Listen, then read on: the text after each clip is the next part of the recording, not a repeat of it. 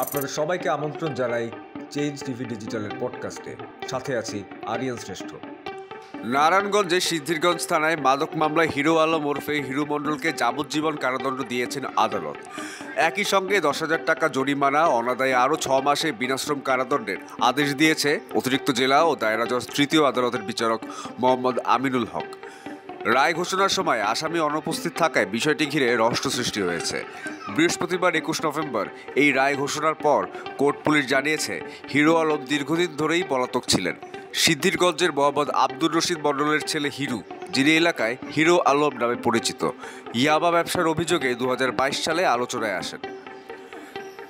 2022 সালের 4 December RAB অভিযান চালিয়ে সিদ্ধিরগঞ্জের সারপার এলাকা থেকে হিরু মণ্ডলকে গ্রেফতার করে। তার কাছ থেকে উদ্ধার করা হয় প্রায় 12,15,300 টাকার ইয়াবা।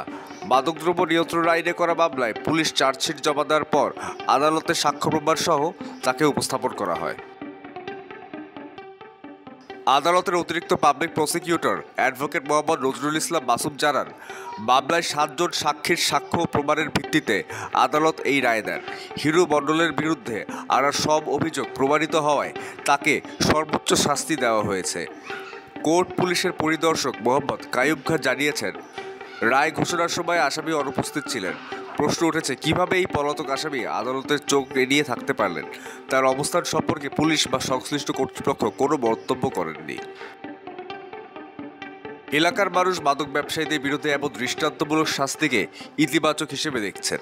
তবে অনেকে প্রশ্ন তুলেছেন, কেবল গ্রেপ্তার ও রায়ের মধ্যে সীমাবদ্ধ থাকলেই সমস্যার মূলোৎপাটন সম্ভব নয়। পলাতক আসামিদের ধরতে আরও কঠোর পদক্ষেপ নেওয়া প্রয়োজন বলে মত দিয়েছে স্থানীয় বাসিন্দারা।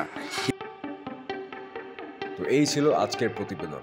সবাইকে ধন্যবাদ আমাদের সাথে থাকার জন্য।